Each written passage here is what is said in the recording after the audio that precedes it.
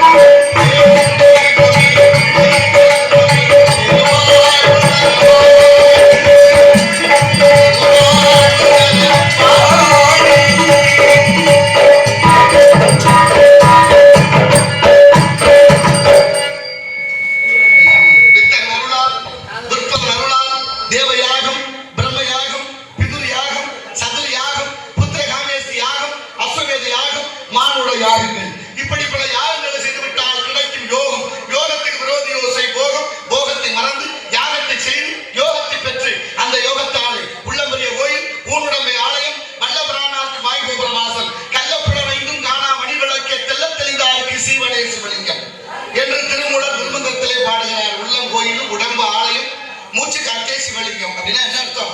கோயிலும் மனித உடம்பு ஒண்ணுன்னு சொல்றாங்க. கோயிலும் மனித உடம்பு ஒண்ணுன்னு சொன்னா கோயிலை நினைக்கிறது மாதிரி இந்த உடம்ப நினைக்கணும். யாரு கேட்கிறா? கேட்கவும் ஆள் இல்லை, சொல்லவும் ஆள் இல்லை. ஒருவேளை சொல்ல ஆள் இருந்தா அதை ஏற்க மனம் இல்லை.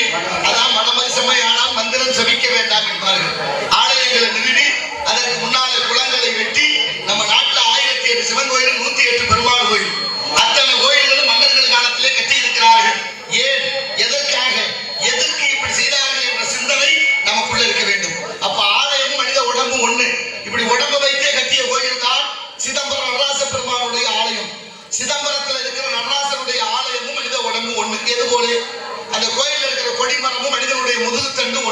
ரெண்டுலையும் 32 இணைப்புகள் உண்டு.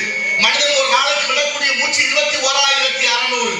அந்த கோயிலில் வேயப்பட்டிருக்கிற தங்க ஓடுகள் 21,600. இந்த உடம்புல 72,000 திசை நாடுகள், நாடி நரம்புகள்.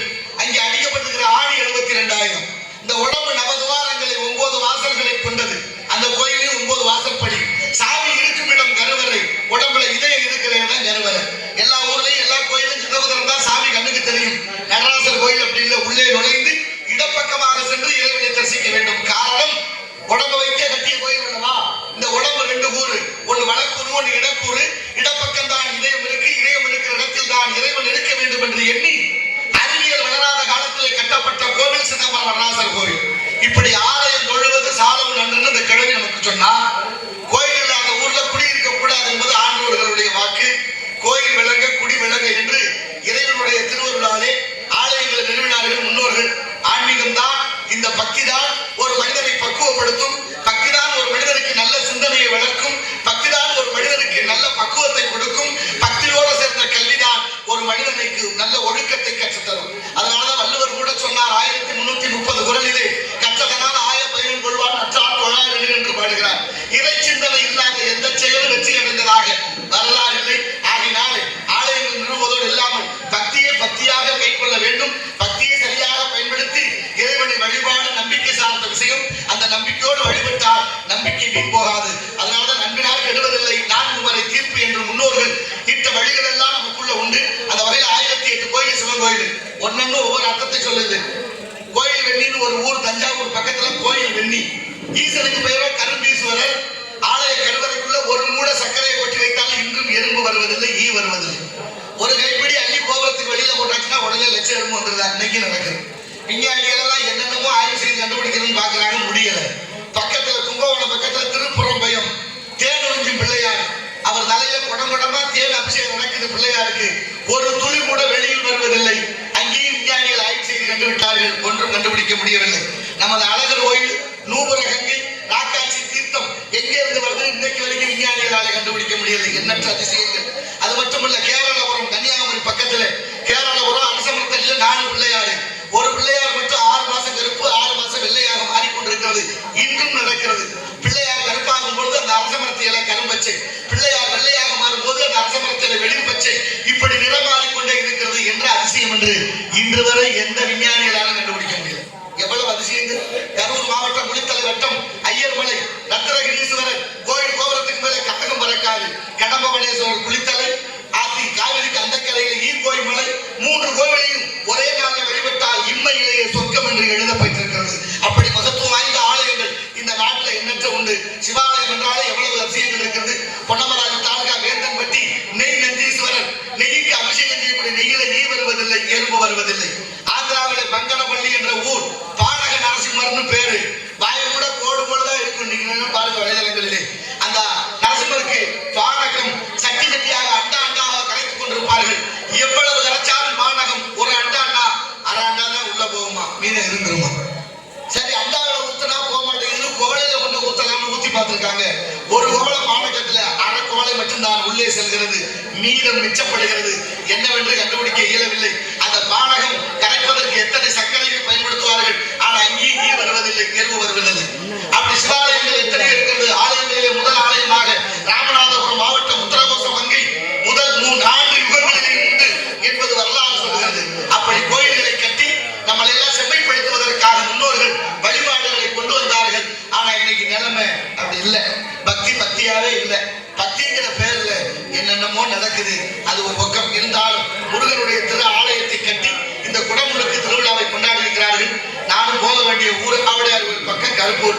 மழை, சரியான மழை பெய்து நாடகம் நடைபெற்று விட்டது. திடீரென்று கலைமூர்த்தி தொடர்பு கொள்கிறார். இந்த பாலமுருகன் தான் என்னை கொண்டு வந்து இங்க சேர்த்திருப்பார் உள்ளதுக்கு. பாலமுருகன் பேர் நல்ல பேரு. இந்த மாதிரி நடந்துக்கிட்டா நல்லா இருக்கு. அதுக்கு என்ன செய்ய. ஆனாலும் பேரெல்லாம் இறைவனுடைய பேர்கள் நமக்கெல்லாம் வச்சாங்க. ஏன் தெரியுமா? கடவுளுடைய அனுக்கிரகம் நமக்கு கிடைக்கணும்னு தான் வச்சாங்க. ஆனா அந்த மாதிரி நிலைமை ஒண்ணு சொல்றதுல பக்தியில் தான் பேர் வைத்தார்கள். சிவாலயம் என்பது அவ்வளவு உதாரணங்கள் உண்டு. எங்க ஊர் பக்கத்துல திருப்பரந்துறை என்ற ஆவடையார் கோவில். கோயிலுக்குள்ள நந்தி இல்ல, சிவலிங்கம் இல்ல, கொடிமரம் இல்ல, பலிபீடம் இல்ல, நவக்கிரகம் இல்லை. பாதற்காய் அகத்திற்கனையும் வணங்கப்படுகிறது. அது திருவாசகம் பிறந்த ஊர். பாண்டிய நாடு பழம்பதி நாடு என்று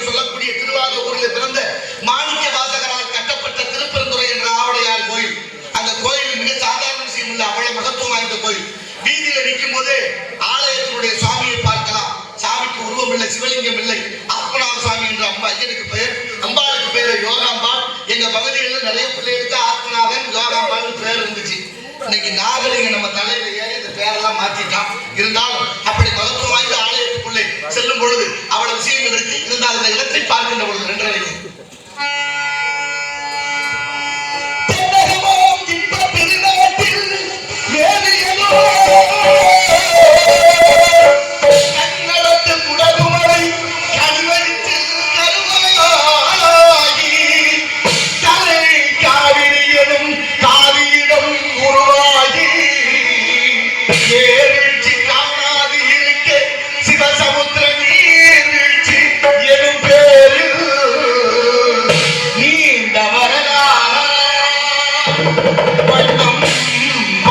ஒரு மலர்தென்றல் தாளாட்ட கண்ணம் பாடி அணை கடந்து ஆடுதாட்டும் காவிரி என பேர் பெற்று அகண்ட காவிரியாய் பின்னடந்து கரிகால பேரும் கண்ணனையில் கொள்ளிடத்தில் காடும் இடமெல்லாம் தாய் பெருகி வந்து நம் கட்சி மலநாட்டை தாயாகி காப்பவனா தனக்கு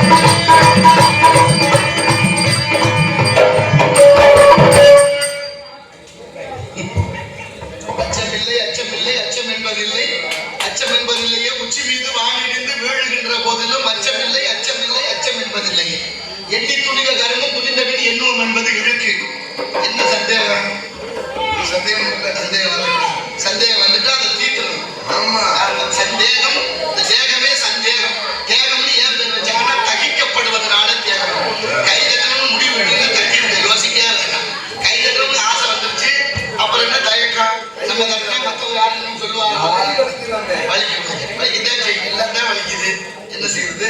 அதுக்காக உழைக்காம சாப்பிட முடியுமா? உழைப்பு இல்லாத ஊதிய நிலைக்குமா? முதல்ல இல்லைங்க. உழைப்பு சரியா இல்லைன்னா எல்லாம் சரியா இருக்கு. நீங்க பாருங்க, இந்த ஆவடையார் கோயிலுக்குள்ள நுழையிற போதே முன்னால ஒரு சிற்பம் இருக்கு. நீங்க போனா பாருங்க, உடும்பு கீழே இறங்குறது போல இருக்கும், குரங்கு மேல ஏறுறது போல இருக்கும். உடும்பும் குரங்கு ரெண்டு சிற்பத்தை ஏன் வச்சாங்க கோயில் முன்னாடி தெரியுமா? மனுஷ மனம் ஒரு குரங்கு ஒரு இடத்துல இருக்காது. குரங்கு எப்படி மரத்துக்கு மரம் தாக்கிட்டே தெரியுமோ அது போல மனுஷ மனமும் அப்படித்தான். எல்லாரும் இங்கே உட்கார்ந்து காதல வாங்க, புரியுதா? என்ன சொல்றீங்கன்னு காதல வாங்க, கேட்டா பதில் சொல்லுங்க.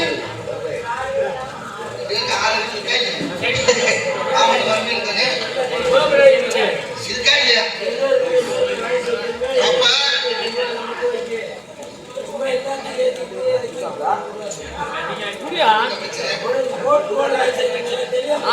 உனக்கா நான் நின்றுகிட்டு முடியுமா? போயிட்டாங்க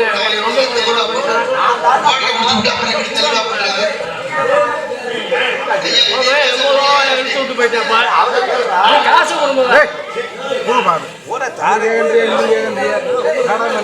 ஐயா கொஞ்சம் எல்லாம் அமைதியா இருங்க. நானும் கொஞ்சம் பேசுற கொஞ்சம் கவனிங்க.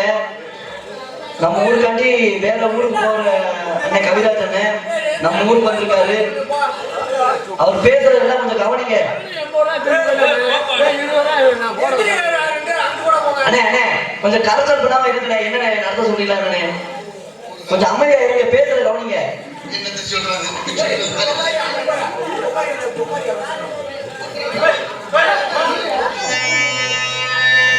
உள்ளத்திலே நீ இருக்க, உன்னை நம்பி நான் இருக்க.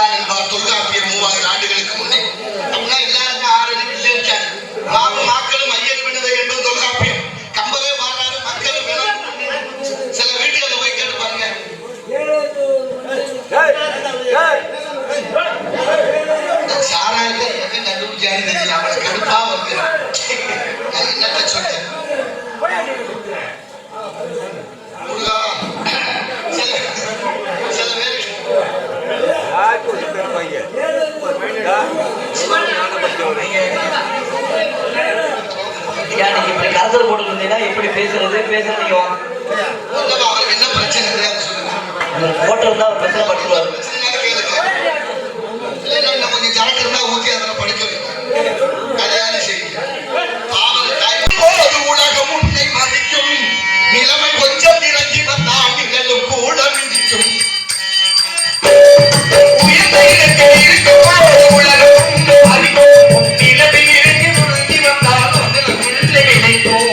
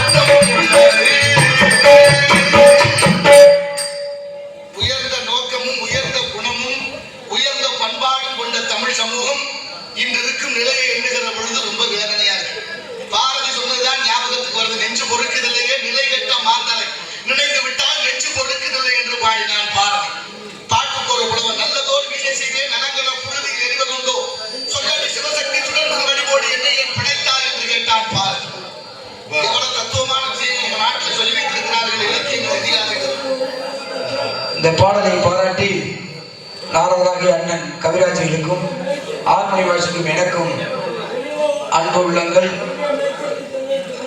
வேலம்மாள் ஸ்ரீ வேலம்மாள்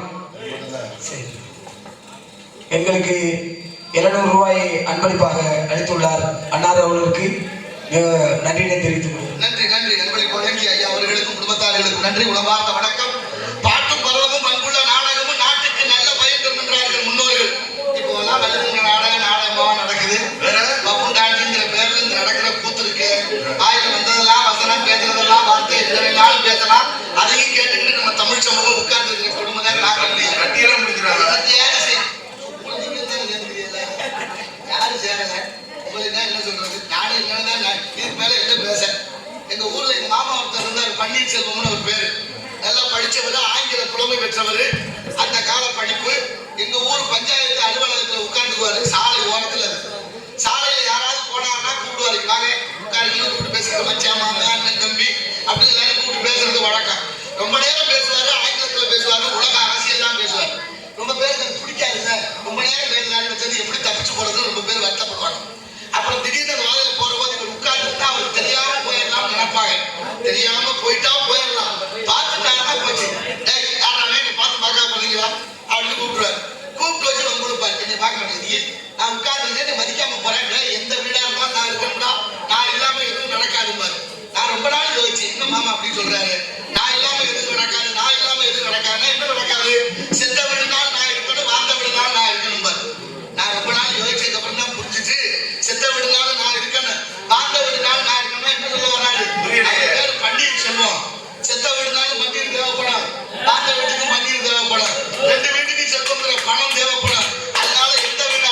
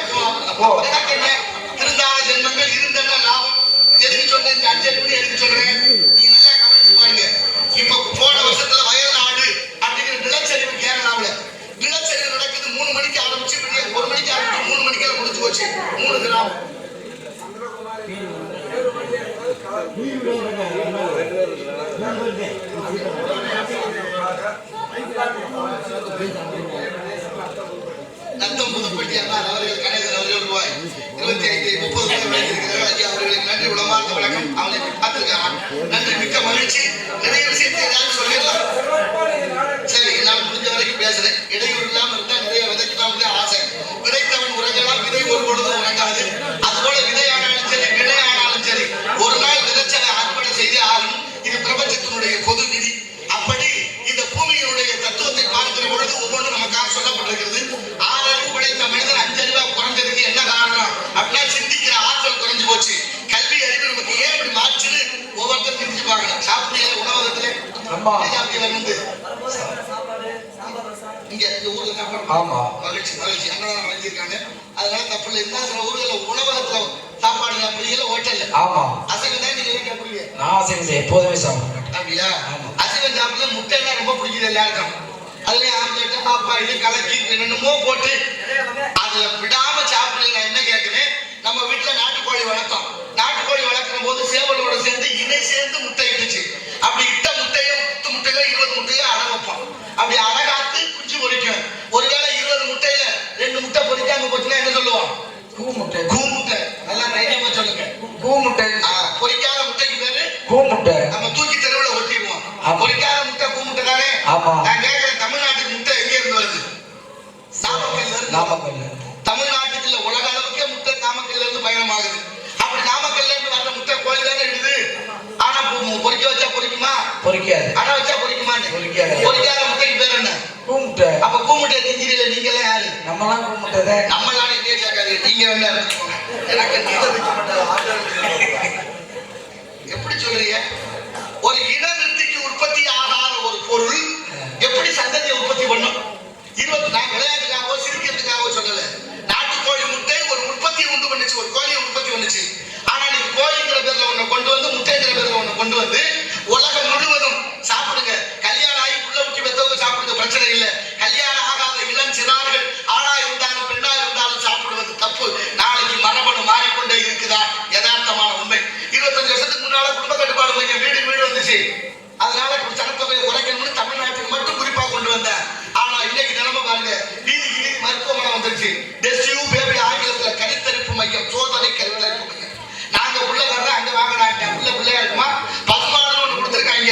பசுமாடு படுத்தா இன்டர்ஜா படுக்குது இல்ல, அதுக்கு பேர் பசுமாடு. அதை விட பெரிய கொடுமை அம்மாடு கத்துறாங்க தான் கத்துறது. அப்புறம் நம்மளோட பிள்ளைகளுக்கு இப்படி மரபணு மாற்றப்பட்ட பொருள்களை கொடுக்க என்ன ஆகும்? நீங்க விதை இல்லாத திராட்சை, மரபணு மாற்றப்பட்ட பழங்கள், காய்கறிகள், அரிசி அத்தனையும் சாப்பிட நாளைக்கு பிறக்க போற பிள்ளைகளுக்கு விதை இல்லாம போகும்போது, நான் எனக்காக சொல்லல, வரும் சந்ததிகள் எப்படி இருக்க வேண்டும் என்ற யதார்த்தத்தை அறிவு சிறந்த பெரியவர்கள் சிந்தித்திருப்பார்கள். உலகத்துக்கு வீரமும் அறிவும் கடன் கொடுத்த தமிழ் சமூகம் இன்று இருக்கும் நிலை என்ன என்பதை உணர்ந்து பார்ப்போம். அந்த உணர்வோடு இந்த காவிரி அன்று பெருக்கெடுத்து ஓடியது. அப்புறம் நடந்து வர சொன்னாங்க. அப்புறம் கொஞ்ச நாள் கழிச்சு சொட்டுக்கா வருமானம் பார்த்தா காவிரி இப்ப ஒரு வழியில இல்ல. இதுதான் நம்ம ஒரு கூப்பிடுவோம். 2 வழி நடந்தாய் பாடி காவேரி,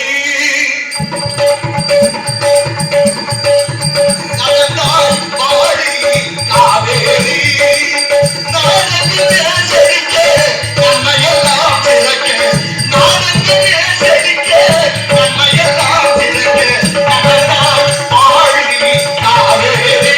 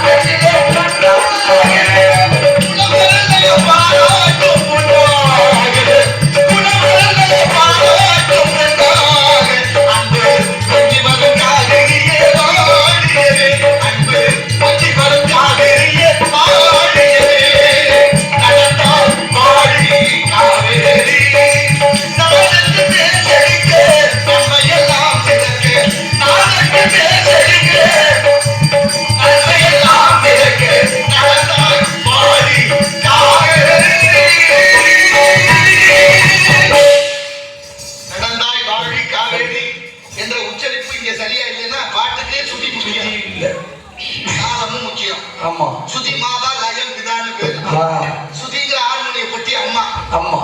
லயம்ங்கிற தாளா அப்பா. அப்பா. அம்மா என்ன செய்வா, புள்ள கவர் பண்ணிட்டா எந்த தாடி விட்டு கொடுக்க மாட்டா. ஆமா. காட்டி கொடுக்காம அரவணைச்சு போவா. அம்மாவே தப்பு பண்ணிட்டா என்ன செய்யுது? அம்மாவே தப்புன்னா புள்ள தப்பு பண்ணிட்டா அம்மா காட்டி கொடுக்க மாட்டா. ஏன்டா அந்த மனிதனோட சண்டை போட, ஏத்து பேசாத, கடப்பக்கமா போயிட்டு வான்னு தாய் சொல்லிடுவா. ஆமா. தாயா இருக்கிறவரே தப்பு பண்ணிட்டா என்ன செய்யறது? முட்டை கட்டி பக்கத்துல முட்டை தலைவலியா. நன்றி நன்றி நன்றி. அண்ணார் அவர்களுக்கு ரூபாய் 51 இருக்கிறார்கள். அண்ணார் அவர்களுக்கு நன்றி. அதனாலதான் எந்த தொழிலும் ஒரு பரிணாம வளர்ச்சி வேண்டும். பிறந்த குழந்தை அழுகலைன்னா சுத்தி இருக்கிற எல்லாரும் அழுகணும். ஆமா. வீட்டுக்குள்ள பிறந்த வீட்டுக்குள்ள குழந்தை அழுகலைன்னா சுத்தி இருக்கிற எல்லாரும் அழுகணும். அப்ப அந்த குழந்தை அழுதாதான் உயிரோட இருக்கிற இடத்துலயே வர்றோம். அப்படின்னா பிறந்த வழியே அப்படியே இருந்தா அதுக்கு பேர் என்ன? பாலன்னு பேரு. ஒரு அறியாமையிலே இருந்தா அந்த குழந்தை பாலன்ல இருந்து மகன்னு வரணும், மைந்தன்னு வரணும், புத்திரன்னு வரணும். அந்த பரிணாம வளர்ச்சி எப்படி பெறுகிறோமோ அந்த அறிவை பயன்படுத்தணும். பயன்படுத்தவில்லை என்றால் அதுக்கு பேரே இல்லை. அப்ப என்ன அர்த்தம்? எல்லாமே இப்படி இருக்கு. ஒருத்தர் மொழி மீது ரொம்ப பற்றா இருந்திருக்கிறார். மொழி மீது ரொம்ப பற்று. தமிழ், ஆங்கிலம், கன்னடம், மலையாளம், தெலுங்கு, உருது, துளு என்னென்ன மொழி இருக்கோ அத்தனை தேடி தேடி படிச்சுக்கிட்டே இருக்கிறார். படிச்சுக்கிட்டே இருந்த அவருக்கு அவர் மனைவி கேட்கிறா, ஏயா வேலை மனக்கட்டி இதே படிச்சு என்ன இப்படியே படிச்சுக்கிட்டே இருக்குது, ஏன் சோத்துக்கு ஏதாவது வழி பண்ண வேண்டாமா? புள்ள ஊட்டியை வச்சிருக்கிறோம், ஏதாவது காசு பணத்துக்கு ஏதாவது வேலை பார்க்க போறது இல்லையான்னு கேட்டான். கேட்ட உடனே அவர் சொன்னாரு, நினைக்காதம்மா, மொழி ரொம்ப முக்கியம். மொழியை இழந்துட்டோம்னா இனத்தை இழந்துருவோம். இனத்தை இழந்து விட்டால் சொந்த நாட்டில் அகதிகளாக வாழ நேரிடும்.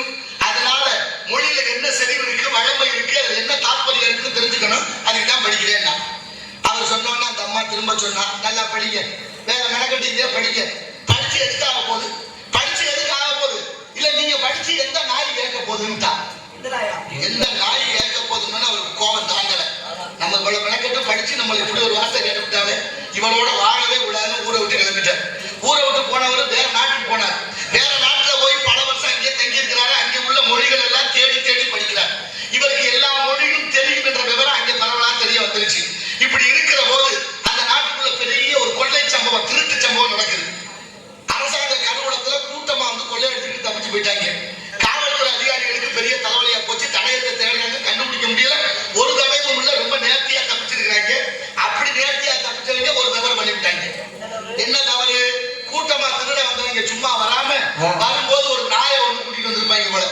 அது எல்லாத்தையும் அள்ளிக்கிட்டு புறப்பட்டு ஓடும் போது அவசரத்துல நாயை விட்டுட்டு அவங்க தப்பிச்சு போயிட்டாங்க. இப்ப நாய் காவல்துறையில சிக்கிருச்சு. நாயை வச்சு துப்பு துறக்கணும் முடியுமா? நாய் சொல்லுமா, நான் தான் இந்த ஊர்ல இருந்து வந்தேன், இத்தனை பேர் வந்தேன், இவன் என்ன வந்தோம்னா சொல்லும். ஆனா நாயை வச்சு துப்பு துறக்கலாம். இப்போ காவல்துறை அதிகாரிகள் பிரச்சனை, நாய் தான் கண்டுபிடிக்கிறாங்கல்ல. நாய்க்கு எத்தனை இருக்குது? 5. மஞ்சளுக்கு எத்தனை இருக்குது? 6. இப்ப அங்க இருக்கு யாருக்கு எத்தனை இருக்கு சொல்றது? சிரிக்காதீங்க, எல்லாம் ஒரு சிந்தனைக்காகத்தான். ஏன்னு யோசிக்கிற நாயை வச்சு கண்டுபிடிக்கலாம். எப்படி கண்டுபிடிக்கலாம்? தமிழர்கள் நாய் வளர்த்திருந்தா தமிழ்ல கூப்பிட்டா வந்துடும். இந்திக்கார நாய் வளர்த்திருந்தானா இந்தியில கூப்பிட்டா வந்துடும். வெள்ளைக்கார நாய் வளர்த்திருந்தானா அவன் மொழியில கூப்பிட்டா வந்துடும். தெலுங்குக்காரர்கள் நாய் வளர்த்திருந்தா தெலுங்குல கூப்பிட்டா வந்துடும். எந்தெந்த மொழிக்காரர்கள் எந்த பிராணியை வளர்க்கிறார்களோ அந்த மொழி அந்த பிராணிக்கு தெரியும். இதுதான் யதார்த்தம். இப்ப நாய் அங்க நிக்குது. நாய் எந்த மொழியில வளர்த்திருக்காங்கன்னு கண்டுபிடிக்கணும். அதை யாரை வச்சு கண்டுபிடிக்கிறது? எந்த நாய் கேட்க போது கோச்சுட்டு போய் மொழியெல்லாம் கத்துக்கிட்டு ஒருத்தர் இருக்காரா, அவரை கூட்டிட்டு வந்து பேச விட்டாரு. அவர் ஒவ்வொரு மொழியா சொல்லி கூப்பிட்டாரு. நாய் திரும்பல. ஏதோ ஒரு மொழி அவர் சொல்லும் போது நாய் கொஞ்சம் திரும்பி பாக்குது, வாழ ஆட்டுது. அதே மொழியில கூப்பிட்டாரு. நாய் கிட்ட வந்துருச்சு. நாய்க்கு அவர் பேசுற மொழி புரிஞ்சிருச்சு. இப்ப காவல்துறைக்கு என்ன தெரிஞ்சிருச்சு? இந்த மொழிக்காரர்கள் தான் இந்த நாயை வளர்த்திருக்கிறார்கள் என்று அந்த மொழிக்காரர்கள் எந்த நாடுன்னு போய் தேடி கண்டுபிடிச்சு கொண்டு வந்து சிறையை அடைச்சாச்சு, தண்டனை கொடுத்தாச்சு. இப்ப கண்டுபிடிக்க காரணமா இருந்த அவருக்கு ஏதாவது உபகாரம் செய்யணும்ல, சன்மானம் கொடுக்கணும்ல, அவரை பாராட்டணும்ல. இப்ப அந்த அரசாங்க அதிகாரிகள் எல்லாம் கேட்கிறாங்க, ஐயா இந்த வழக்கில் கண்டே பிடிக்க முடியாத ஒரு விஷயத்தை கண்டுபிடிக்க வச்சது நீங்க, அதனால உங்களுக்கு ஏதாவது கொடுத்தான்னு நினைக்கிறேன். உங்களுக்கு வேணா இந்த நாட்டுல குடியுரிமை தரட்டுமா, இல்ல பெரிய பங்களாவே வேணுமா, காசு பணம் கோடி கோடியா வேணுமா, நிலப்பலம் வேணுமா, இல்ல பொன்பொருள் வேணுமான்னு கேட்டாங்க. அவர் எதுவுமே வேண்டான்னு. ஏன் இவ்வளவு பெரிய காரியத்தை செஞ்சுட்டு ஒண்ணுமே வேண்டாங்கிறீங்களே, என்ன காரணம்? எனக்கு அதெல்லாம் ஒண்ணு வேண்டாங்க, வேற என்ன வேணும்னு சொல்லுங்க, உங்க விருப்பம் ஏதா இருந்தாலும் கேளுங்க. அவர் சொன்னாரு, எனக்கு அதெல்லாம் வேண்டாம், கோவிச்சுக்காம இந்த நாயை மட்டும் எனக்கு கொடுத்துருங்க. காவல்துறை அதிகாரிகளுக்கு ஒரே குழப்பம். எதுக்கு ஒரு நாயை கேட்கிறாரு? எதுக்கு களவாணி கோயில் வளர்த்த நாய் உங்களுக்கு எதுக்குன்னு கேட்க அவர் சொன்னாரு, எதுக்கு நாயை கேட்கறது தெரியுமா? நான் இந்த மொழியெல்லாம் தேடி தேடி படிக்கும் போது என் வீட்டுக்காரி கேட்காரு எந்த நாய் கேட்க போகுதுன்னு. இந்த நாய் கேட்டுச்சு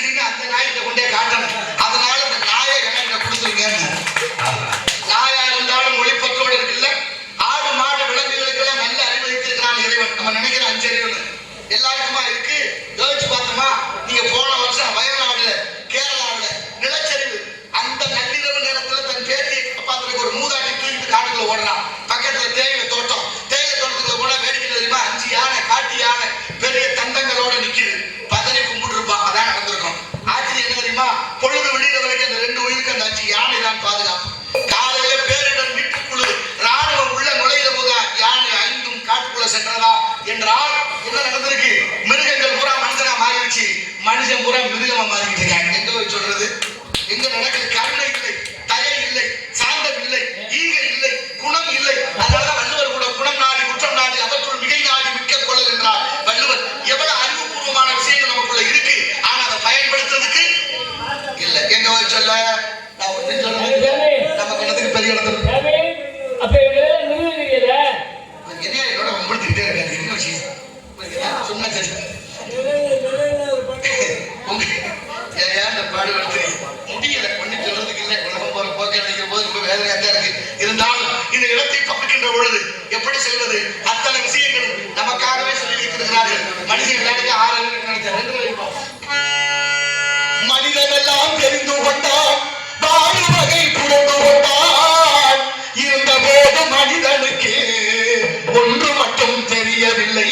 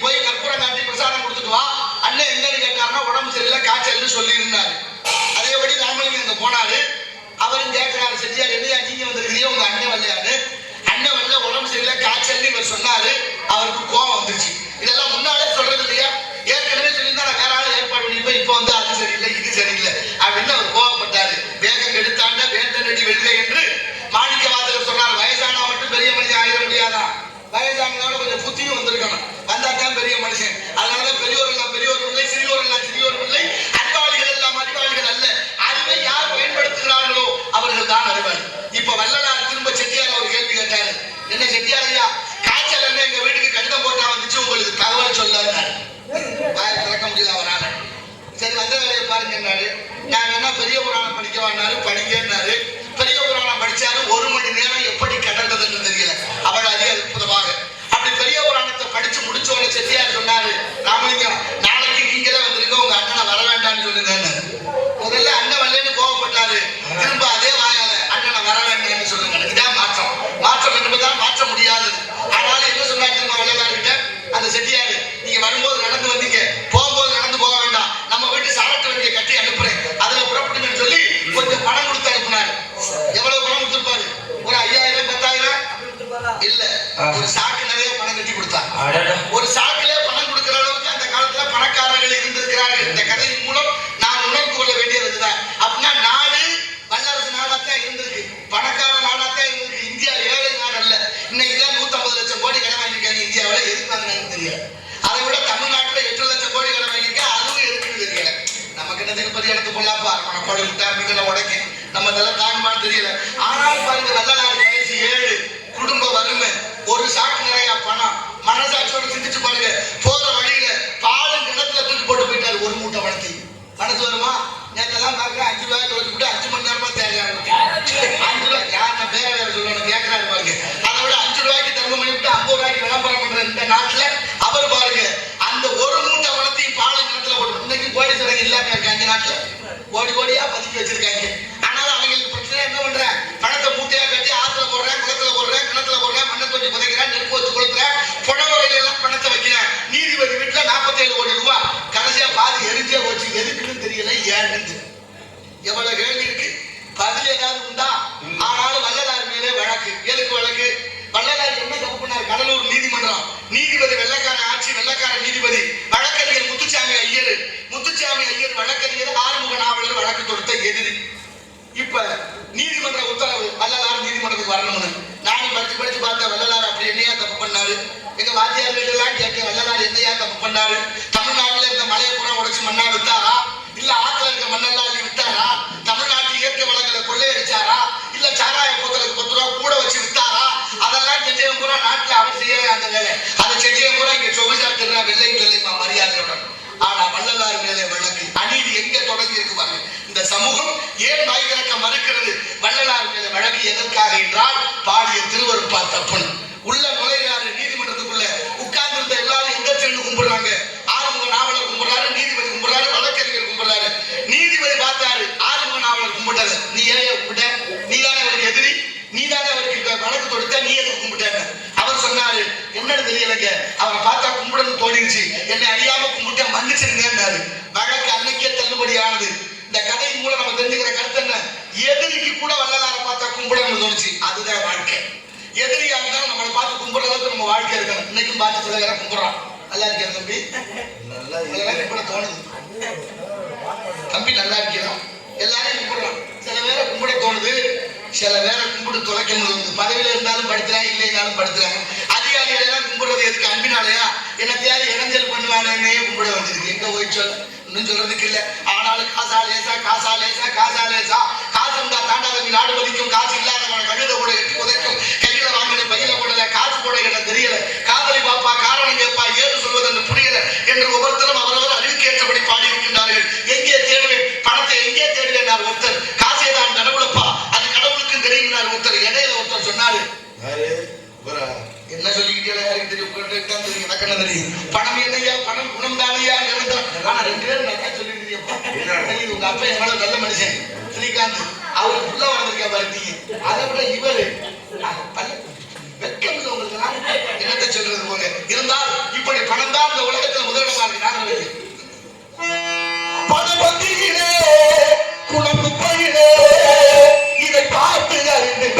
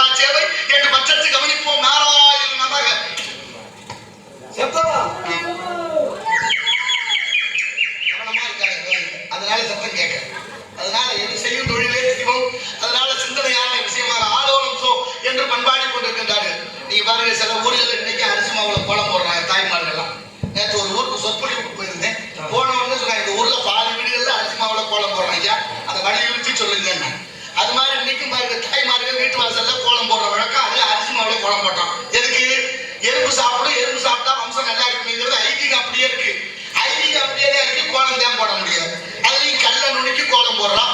மாமியார் மருமகன் இருந்தா சொல்லவே வேண்டாம். 2 பேருக்கு சாயந்தரமா ஏதாவது லேசா சண்டை வந்துட்டா காலையில பார்த்தா அந்த அம்மா கொடுங்க, இந்த அம்மா தூங்கும், இந்த அம்மா கொடுங்க, அந்த அம்மா தூங்கும். மொத்தத்துல வாசல் வெறு வாசலா போயிடும்.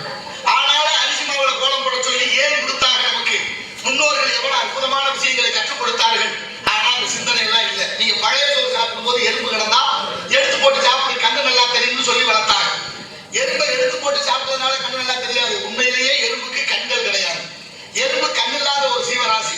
அந்த கண்ணில்லாத சின்ன உயிரினமான எறும்புக்கு உணவு கொடுக்கணுங்கிற கருணையின் அடிப்படையிலே அரிசி மாவுல கோலம் போட்டோம். அரிசி மாவுல கோலம் போட்ட காலம் போய் இன்னைக்கு வீட்டுக்குள்ள எறும்பு வரக்கூடாதுன்னு ஒரு போர்டு போடுறோம். ஒரு குச்சி கட்டி கொடுத்துருக்காங்கல்ல, கிழிச்ச ஓட்ட எறும்பு தாண்டல. தாண்டுனா செத்துருவோம்னு அதுக்கு தெரியுது. நான் நினைக்கிறேன் ஒருவேளை அதுக்கு பகுத்தறிவு வந்துருச்சாங்க. மனுஷன் அதுக்கு பூரா இறந்துகிட்டே இருக்கிற நேரத்துல ஆனா எறும்பு தாண்டுனா செத்துருவோம்னு தெரியுது. ஆனாலும் தாய்மார்கள் கொஞ்சம் பேர் இருக்கீங்க, உங்களுக்கு ரொம்ப பணிவா உங்களை வணங்கி கேட்டுக்கிறேன். வாரத்துல ஒரு நாள் எங்கேயாவது கோயிலுக்கு போனா, தோட்டத்துக்கு போனா, வெளியில போனா, குளிக்க போனா, ஏதோ ஒரு வேலையா வெளியில போற போது கோழி கொட்டாத மொய் குருணைன்னு சொல்லுவோம், பச்சை எடுத்து குருணை ஒரு கைப்பிடி எங்கேயாவது போற வழியில எறும்பு புத்து கண்டா போடுங்க. 1000 பேருக்கு அன்னதானம் இட்ட பலன் உங்கள் வீடு வந்து சேரும். இது சத்தியமான உண்மை. காஞ்சி பெரியவருடைய வாக்கு, எங்க ஐயா வாரியார் சாமிகளுடைய வாக்கு, அருணகிரியாருடைய வாக்கு. அதனால சின்ன உயிரான அந்த எறும்புக்கு உணவு கொடுப்பதனாலே 1000 பேருக்கு அன்னதானம் இட்ட பலன் நீங்கள் கண்கூடாக அடையலாம். அது நடந்த நிதர்சனமான உண்மை என்பதை உணர்ந்து கொண்டு ஆரோலம் சோ என்று பண்பாடி கொண்டிருக்கின்றார் பெண்மகள். யாருக்காக? முருகனுக்காகவே என்ற காரணத்தில்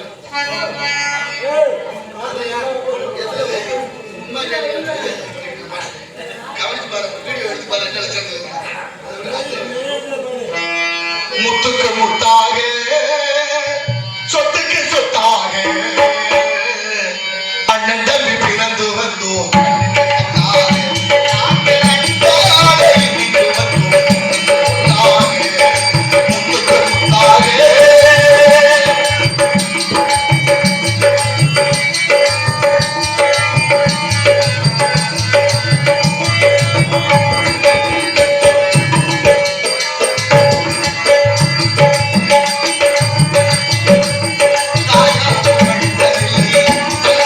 பார்த்ததில்லை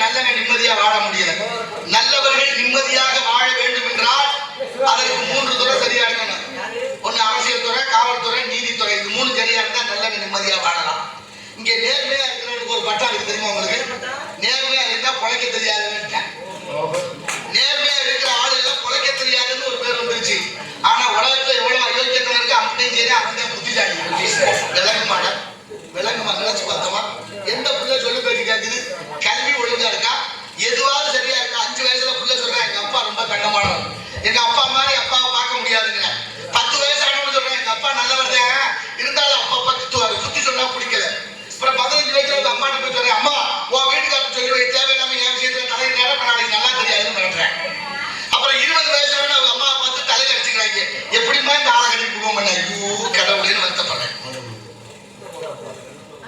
பாடுறீங்க இல்ல எனக்கு தெரியாது.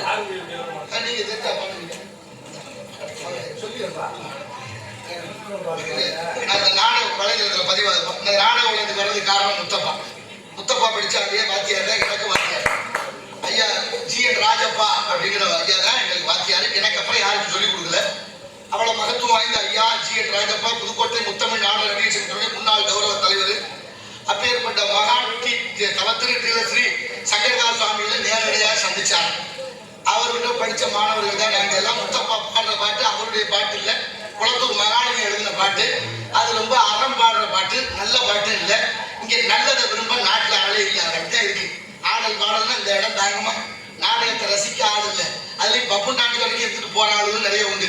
கண்ணை திறந்தா பார்வை வரணும், காலை எடுத்தா நடக்க வரணும். இது ரெண்டுமே மாத்தி இருக்கு. கண்ணை திறந்தா ஒளி இல்லை, காலை எடுத்தா நடவில்லைன்னா அது வாதம்னு அர்த்தம், கண்ணு குருடுன்னு அர்த்தம். அந்த பாட்டு 33 ஆண்டுகளா நான் பாடுறது இல்லை. தயவு செய்து என்னோட கேட்காதீங்க. வேற ஏதாவது ஒரு தத்துவ பாடல்களை கேளுங்க, தெரிஞ்ச பாட்டை உங்களுக்கு பாடுறோம். நல்ல விஷயங்களை விதப்போம், நல்லதை அறுப்போம், தப்பான விஷயங்களை விதைச்சு தப்பா அறுவடை செய்ய வேண்டாங்கிறது என்னுடைய கருத்து. அதே வாத்தியார்கிட்ட நானும் படிச்சேன். அதனால இன்னைக்கு முத்தப்பா இல்ல, அவர் பிள்ளைய 2 பேரும் எப்படி யாருக்கா தெரியுமா? தெரியுமா இருக்காது? எவ்வளவு பெரிய வேதனையான விஷயம். அவ்வளவு குடும்பம் தடுமாறுது. அந்த குடும்பத்தை காப்பாத்துறதுக்காக ஒவ்வொருத்தரா இளைஞர்களா அங்க ஒவ்வொருத்தரா ஆர்வலர்களா சேர்ந்து படிக்க வச்சுக்கிட்டு இருக்கிறோம். அப்படிப்பட்ட சூழல்ல ஆனா முத்தப்பா மறக்காம இருக்கிறீங்க, அது வரைக்கும் நன்றி. முத்தப்பா மிகப்பெரிய கலைஞர், அது பாராட்ட வேண்டிய விஷயம். அவரு அவ்வளவு ஒரு அற்புதமான கலைஞர். சின்ன பிள்ளையில இருந்து முத்துக்குமார் அவருடைய பேரு. எங்க ஐயாவில படிச்ச முத்துக்குமார், ரத்தின சபாபதி, சின்னையா 3 பேருக்கு அப்பா அப்பான்னு பேர் வச்சாங்க. அதான் ரத்தினப்பா, சின்னப்பா, முத்தப்பா அப்படின்னு 3 பேரும். அவங்க அழகா 2 பேரும் நிக்கல. பணம் மத்திய வைக்கிற பாட்டு நம்மளுக்கு உரைக்கிறது எப்படி பாருங்க. அப்படி நல்ல விஷயத்தை நம்ம தேடுறதே இல்லைங்க. நம்ம ஒண்ணு நாட்டுல மது நாட்டுக்கு வீட்டுக்கு உயிருக்கு கெடுன்னு எழுதி வச்சு விக்குது அரசாங்கம். அதே அரசாங்கம் இன்னொரு விளம்பரம் பண்ணுது. போதை இல்லாத தமிழகத்தை உருவாக்குவோம், இளைஞர்களே போதையும் பாதையும் போராடுங்கள். போதையை போட்டுட்டு 13 வயசு பிள்ளை காலை ஒடிச்சு பண்ணிவிட்டாங்க. தத்திரம் முடிச்சவங்க அவங்க எல்லாம் சுட்டு தள்ளாம வேலைக்கு வந்துட்டு இருக்காங்க. எங்க போய் சொல்றது? எங்க போயிட்டு இருக்கு இந்த உலகம்? என்ன அந்த மது விலக்கு துறைன்னு பேரு. மது விலக்குனா என்ன வைக்கணும்? சாராயம் விற்க கூடாது. ஆனா மது விலக்கு துறைக்குன்னு ஒரு அமைச்சர் போட்டு சாராயம் இருக்குது இந்த நாட்டுல. நான் ஒண்ணு சொல்றதுக்கு இல்லை, நம்ம கணக்கு பெரிய இடத்துக்கு கொள்ளாது. ஆரம்ப கோழி முட்டை அங்கிபல உடைக்க எது போதை, எது போதை இல்லை. நான் கேட்கிறேன், நாட்டில் நடக்கிற 99 குற்றங்களுக்கு இந்த போதை தான் காரணம். நம்ம நிலையை தடுமாறி இருக்கிறது காரணம் இந்த போதை தான் காரணம். போதையை நாடகத்துக்கு வரச்சுன்னா பஸ் ஸ்டாண்ட்ல போய் தூக்கிட்டு காலைல வச்சு போறாங்க. அதையெல்லாம் நடக்குது.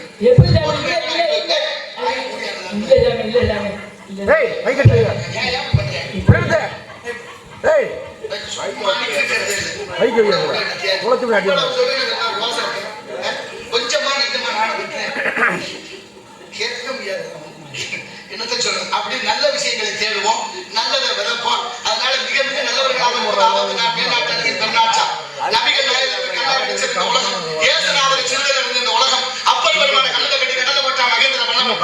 ஞான சம்பந்தம் குடியிருந்த மனதில் தீ வச்ச கமனங்கள் மதுரையில் இந்த உலகம் உருண்டை கண்டுபிடிச்ச கிழக்கு விஞ்ஞானி கல்வியை ஒழுக்கியது இந்த உலகம். மகாத்மாவை சுட்டது இந்த உலகம். இதை விட என்ன வேணும்? வீட்டுக்கு வீடு ஆட்டுக்குட்டி பிள்ளை மாதிரி வளர்க்குறோம். ஆடு பிள்ளை மாதிரி வளர்ந்து மச்சான் வீட்டுக்கு வந்துட்டு அதுக்கு ஆயிடுச்சு முடிச்சு வருது. எந்த ஆட்டுக்குட்டியாவது பேரம் பேத்திட்டு செத்துருக்கா? ஆடு கடிச்சு மனுஷன் ஜாகல, கோழி வச்சு மனுஷன் ஜாகல, மாடு கடிச்சு மனுஷன் ஜாகல, மீன் கடிச்சு மனுஷன் ஜாகல, அதெல்லாம் கடிச்சு மனுஷன் ஜாகல. நான் ஒண்ணும் சொல்ல. ஆடு செய்வோம், மாடு செய்வோம், மான் செய்வோம், குரங்கு செய்வோம், யானை செய்வோம், மனுஷன் மட்டும் செய்வோம்னா சாப்பிட வருது. நல்லா கவனிச்சு பாருங்க அறிவு சிறந்த பெரியோர்களே, தமிழ் சமூகமே.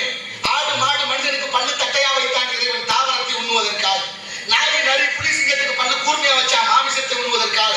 ஆடு மாடு மனிதனுக்கு கனவா பல்லு உண்டு, வேர்வை சுரப்பி உண்டு. நாய் நரி புலி சிங்கத்துக்கு கனவா பல்லு இல்ல, வேர்வை சுரப்பி இல்ல. எத்தனை தத்துவங்கள் நமக்கு சொல்லிக் கொடுத்திருக்கிறார்கள். யாராவது தேடுறமா?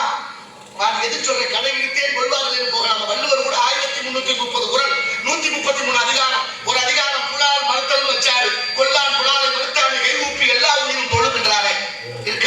எங்க ஐயா வாரியார் சாமி சொல்றாரு, மண்ணை கெத்தா புதைக்கிற சுடுகாடு, ஆட்டையும் மாட்டையும் கொண்டு புதைக்கிறீங்களே சுடுகாடா வயிறுன்னு கேட்கிறேன்.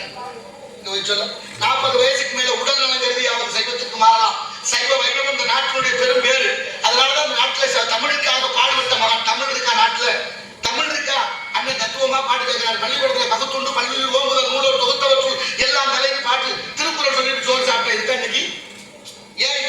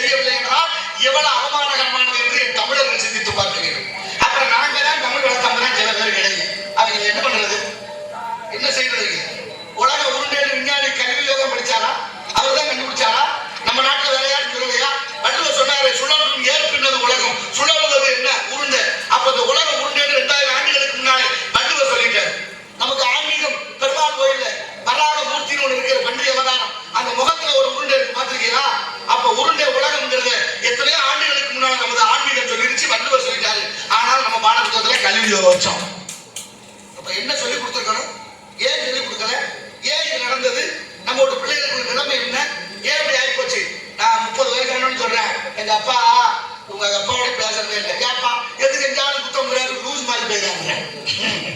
இந்த மாதிரி லூஸ் இருந்தா அப்புறம் அந்த மாதிரி இருந்தாலும் என்ன செய்யறது? அப்புறம் பாருங்க மண்டையில முடி வெட்டிக்கலாங்கன்னா கோடு போட்டு ரோடு போட்டு நாகரிகம் அதுக்கு பேரு, பண்பாடு அதுக்கு பேரு, கலாச்சாரம் அதுக்கு பேரு. மனசாட்சி சிந்திச்சு பாருங்க. சிகை அலங்காரம் என்பது முக அழகை காட்டணும். அலங்கோலம் மாத்திரம் கேட்டா நாகரிகம் மொத்த வார்த்தை. ஆனா அவங்க செஞ்சாலும் பரவாயில்ல. சின்ன பிள்ளைய கூட்டிட்டு போய் அவங்க அம்மா கோடு போட்டு கூட்டிட்டு வர அந்த குழந்தைக்கு கோடு என்னன்னு தெரியாது, இந்த தாய்க்கு தெரியாது. எப்படி மாறி இருக்கிற பாருங்க. ஏன் இந்த மாற்றம்? 40 வயசுல அவனுக்கு கல்யாணம் ஆகி புள்ள விட்டு வந்துருமா? அப்ப சொல்லுவேன் பாருங்க, ஏன்டா அந்த பாடுபட தெரியும். அந்த காலத்துல அவளை வறுமையில எங்களை எல்லாம் எங்க அப்பா எப்படி வளர்த்தாரு தெரியுமா? எங்க அப்பா மாதிரி அப்பா பார்க்க முடியாதுங்க. எப்ப? 40 வயசுல. இக்கரைக்கு அக்கறை பச்சை, அக்கறையோட இருந்தா இக்கரையும் பச்சை. யார் வீட்டுல தமிழ்ல பேர் வச்சிருக்கிறீங்களா? யாசிகா, அபர்ணா, பிருத்திகா, தர்ஷினி, மகிஷா, சர்மா, குருமா, வருமானு பேர் வச்சிருக்கணும். யாசிகான்னா என்ன அர்த்தம்? யாசகம்னா பிச்சை, யாசிகானா பிச்சைக்காரின்னு அர்த்தம். தர்ஷினினா அமாவாசை இருட்டுன்னு அர்த்தம். மகிஷானா எரும மாடுன்னு அர்த்தம். அபர்ணானா அம்மனமானவன் அர்த்தம். அதெல்லாம் விடுங்க. வடநாட்டு சுதந்திர போராட்ட வீரர்களுடைய பெயர்களை நம்முடைய பிள்ளைகளுக்கு வச்சிருக்காங்க. காந்தி, நேரு, பகத்சிங், சுபாஷ் சந்திரபோஸ், சிவாஜிக்கு பேர் தமிழ்நாட்டில் இருக்கு. எவனாவது ஒரு வடநாட்டுக்காரன் நம்ம நாட்டில் உள்ள சுதந்திர போராட்ட வீரர்கள், பாட்டுக்கு ஒரு புலவன் பாரதி, கப்பல் ஓட்டிய தமிழர், அப்பேற்பட்ட கொடிகாத்த குமரன், எத்தனை எண்ணற்ற தியாகிகள் இந்த நாட்டில் உண்டு. யார் தெரியாத வச்சிருக்காங்க? வைக்கலையே. நம்ம ஏன் அப்படி ஆனோம்? வந்தாரை வாழ வைக்க வந்தவனான்னு சொல்லிட்டு யாரும் ஊரே யாவரும் கேள்வி தீரும் என்ற பிரதமர வாரா என்று அப்படின்னு சொல்லிட்டு அமெரிக்கா நயாகரா நீரருவி உள்ள நுழைந்த போது தமிழ்ல வச்சிருக்கேன் நண்பரோடு. இங்கே இருந்து போன ஒரு தமிழர் கேட்கிறாரு, அமெரிக்கா வெள்ளாதிக்கிறான் எதுக்கே தமிழ்ல வச்சுக்கணும். அவன் சொல்றான், வெள்ளக்காரன் அற்புதமா சொன்ன விளக்கம். ஐயா, உலகத்துக்கே மூத்த நதி, உயர்ந்த நதி நயாகரா. இந்த மொத்த உலகத்திலேயே உயர்ந்த நதி நயாகரா. மொத்த உலகத்துக்கே மூத்த மொழி தமிழ். உயர்ந்த நதியும் மூத்த மொழியும் ஒன்னா இருக்கணும்னு வச்சவங்க அப்படின்னு சொல்றேன். நம்ம வீட்டுல தமிழ் இருக்கா? நாட்டுல தமிழ் இருக்கா? நாட்டுல தமிழ் இருக்கா? யார் பேசுறோம்? ஈரேசி நாடகம் என்ற முத்தமிழ் முழங்குற மேடு. சிங்கப்பூர்ல 17 தமிழ் சங்கம் இருக்கு. வருஷம் போய் வரேன் நவம்பர்ல. இந்த இருக்கிற தமிழ் வளர்த்த சங்கம் வைத்து தமிழ் வளர்த்த மதுரையில் எத்தனை தமிழ் சங்கம் இருக்கு? என் அறிவு சேர்ந்த பெரியவர்கள் சொல்லுங்க. ஐயோ இருக்கிறியா? நம்ம கணத்துக்கு பெரிய இடத்து போல அரவண கோழிமுட்டை அம்மிகளை உடைக்க தலை தாங்குமாறு தெரியல. இருந்தாலும் இந்த இடத்தை பார்க்கின்ற பொழுது ஆலோலம் சோ என்று பண்பாடி கொண்டிருக்கிறார். பெண்மக்களை காலதாமதம் காரியங்கள் அக்கறைக்கு சுந்தரம் நிறைந்ததும் பொச்சிறந்த மங்கையிவர் எந்த உலகிலே